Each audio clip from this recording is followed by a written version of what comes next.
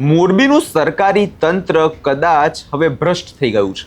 આ વાત અત્યારે એટલે કહેવી પડી રહી છે કેમ કે છેલ્લા ઘણા સમયથી જે રોડ રસ્તાના પ્રશ્નોને લઈ લોકો રજૂઆતો કરતા હતા એનું કોઈ જ પણ પ્રકારે કામ કરવામાં આવ્યું નથી। આના જ મુદ્દે હવે ત્યાંની જે સ્થાનિક મહિલાઓ છે એ બરાબરના ભડક્યા છે અને રસ્તા પર ચક્કાજામ કરી દીધો છે। શું છે સમગ્ર મામલો તેના વિશે વિગતે ચર્ચા કરીશું। નમસ્કાર, આપ જોઈ રહ્યા છો નિર્ભય ન્યૂઝ। હું છું આપની સાથે પ્રથમ મોદી।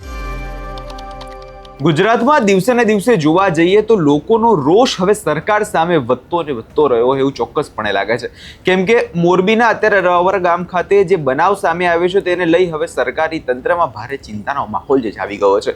મહિલાઓ રસ્તા પર ઉતરી આવી છે કેમ કે વાત કંઈક એવી છે કે છેલ્લા ઘણા લાંબા સમયથી જે રસ્તાનો પ્રશ્ન હતો, જે રવાપરા લક્ષ્મીનગર અને વૈભી લક્ષ્મી સોસાયટીના રહીશો છેલ્લા ઘણા સમયથી બિસ્માર રસ્તાઓની સમસ્યાનો ઉકેલ કરવા સામનો કરી રહ્યા હતા અને રસ્તા અંગે કોઈ જ પણ પ્રકારનો યોગ્ય ઉકેલ જે છે આવતો નથી અને એના જ કારણે સ્થાનિકોમાં રોષ ફાટી નીકળ્યો છે અને સવારથી 3 કલાક માટે રવાપરા ચોકડી ખાતે સ્થાનિકો દ્વારા આખો રસ્તો ચક્કાજામ કરવામાં આવ્યો હતો અને ત્યારબાદ ધારાસભ્યની ઓફિસે થાળી વગાડીને ઉગ્ર રજૂઆત કરવામાં આવી હતી। આ થાળી વગાડવાનો હેતુ એ હતો કે જે ઊંઘમાં જે ધારાસભ્યો છે, જે ઊંઘમાં જે નેતાઓ છે તે હવે જાગો અને સ્થાનિક લોકોના પ્રશ્નો સાંભળો।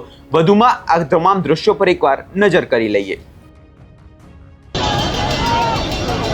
આજે ફરીવાર રવાપર વિસ્તાર વોર્ડ નંબર 11 મોરબી મહાનગરપાલિકાની માતા બહેનોએ રોડ ઉપર આવીને ચક્કાજામ કરવો પડ્યો છે। જેનો પ્રશ્ન એવો છે કે વૈભવનગર, ચિત્રકૂટ અને રવાપર મેઇન રોડની જે કામગીરી ચાલુ છે, જે ગોકરગાય ગતિએ રોડ બનાવવાની કામગીરી ચાલુ છે, જેને તંત્રને ઘણી વખત રજૂઆત કરી, લેખિતમાં આપ્યું કે તમે વહેલી તકે રોડનું કામ છે એ પૂરું કરો।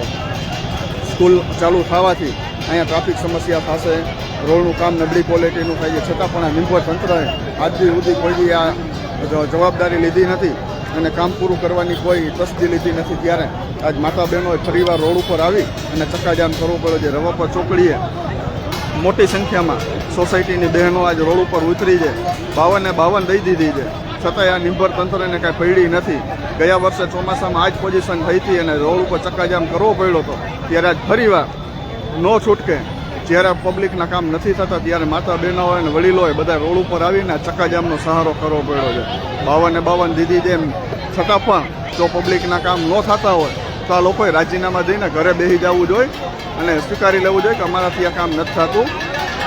બાકી આ પબ્લિકને રોડ ઉપર આવીને હેરાન કરવાવાળી વાત ન કરો। આજ માતા બહેનો જ્યારે રોડ ઉપર આવીને થાળી વગાડે છે, જ્યારે તંત્રના કાન ખુલે છે કે નહીં એ જ જોવાનું રહ્યું છે।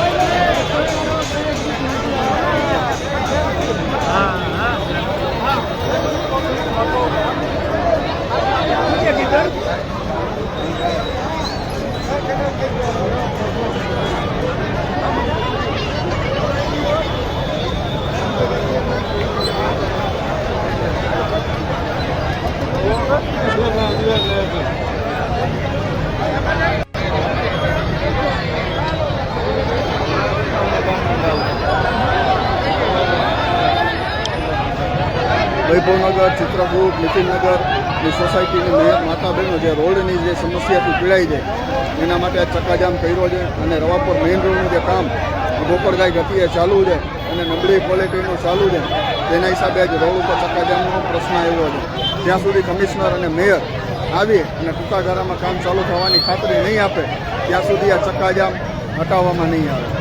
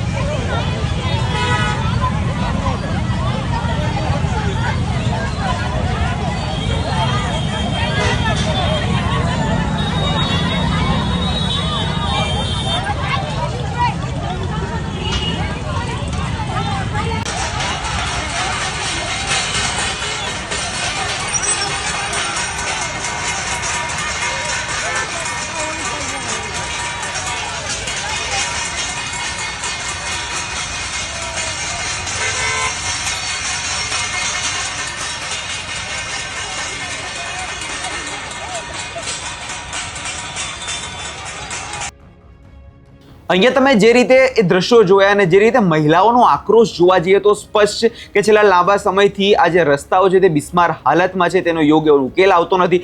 જ્યારે મતો લેવાના હોય છે ત્યારે ધારાસભ્યો મોઢા ઉપાડી આવી જતા હોય છે અને કહેતા હોય છે કે અમે તમારા માટે આ વિકાસ કર્યો છે, અમે તમારા માટે આ કર્યું છે, આટલા વિકાસની અમારી સરકાર છે. પરંતુ આ વિકાસ જે છે કોઈ જ પણ પ્રકારે ત્યાં રસ્તાઓ પર દેખાતો નથી. રસ્તાઓ પર દેખાય છે તો માત્ર ખાડાઓ.